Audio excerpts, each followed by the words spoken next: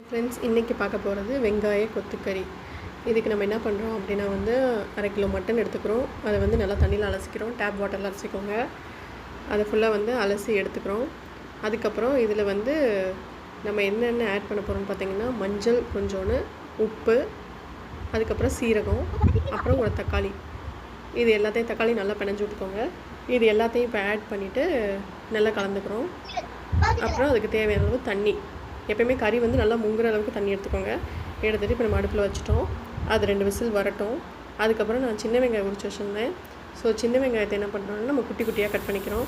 அப்புறம் தக்காளி, பச்சை மிளகா, கருவேப்பிலை, கொத்தமல்லி, இது எல்லாத்தையுமே நம்ம இப்போ எடுத்து வச்சுக்கிறோம். நீங்கள் பெரிய வெங்காயம் யூஸ் பண்ணால் கூட பெரிய வெங்காயம் யூஸ் பண்ணிக்கலாம். இப்போ ஒரு சட்டி அடுப்பில் வச்சுட்டு அதில் எண்ணெய் ஊற்றிக்கோங்க.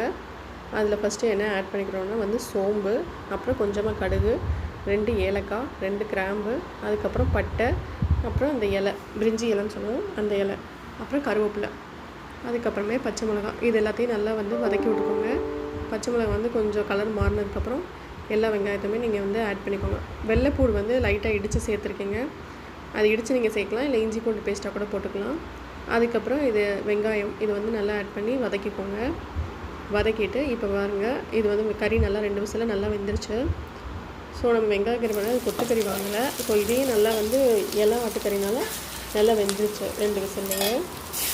அதுக்கப்புறம் இஞ்சி பூண்டு பேஸ்ட்டு. ஃபஸ்ட்டு பூண்டு வட்டி போடுறதுனால இதை நான் இஞ்சியை மட்டும் அரைச்சி சேர்த்துக்கிறேன்.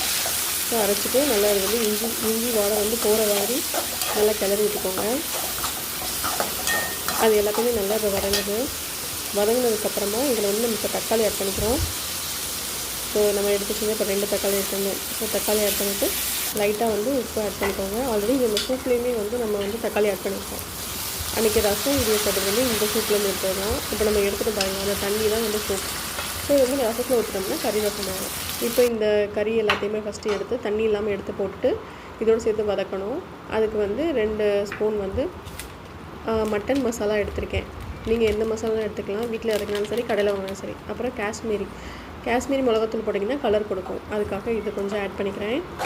அந்த மட்டன் மசாலாலே கொஞ்சம் மல்லித்தூள் ஆட் பண்ணியிருந்தேன். ஸோ இது எல்லாத்தையும் ஃபஸ்ட்டு கறியில் நல்லா இதாகிற மாதிரி பரட்டி விட்டுக்கோங்க. கறியோடு சேரணும், அந்த மாதிரி நல்லா பரட்டி எடுத்துக்கோங்க. அதுக்கப்புறமா வெங்காயம் அரைச்சி வச்சுருக்கேன். அரைச்சி வெங்காயத்தையும் சோம்பையும் எண்ணெயில் போட்டு வதக்கி அதை அரைச்சி வச்சுருந்தேன். அதை இதோடு சேர்த்து ஆட் பண்ணிக்கோங்க. ஆட் பண்ணிட்டிங்கன்னா இந்த மாதிரி நல்லா வேக விட்டிங்கன்னா உங்களுக்கு வெங்காய கறி ரெடி ஆகிடும். அந்த எண்ணெய் அதில் பிரிஞ்சு வரணும். அந்த மாதிரி ஸ்டேஜ் ரெடி ஆகிடுச்சுன்னு அர்த்தம். அதுக்கப்புறம் லாஸ்ட்டாக 2 ஸ்பூன் நல்லெண்ணெய் ஆட் பண்ணுறேன். அவ்வளோதான் ஃப்ரெண்ட்ஸ். இப்போ நம்மளுக்கான வெங்காய கறி இப்போ ரெடி ஆகிடுச்சு. நம்ம வீடியோ சப்ஸ்கிரைப் பண்ணுங்கள், ஷேர் பண்ணுங்கள், கமெண்ட் பண்ணுங்கள். பிடிச்சிருந்தால் லைக் பண்ணுங்கள். தேங்க்யூ.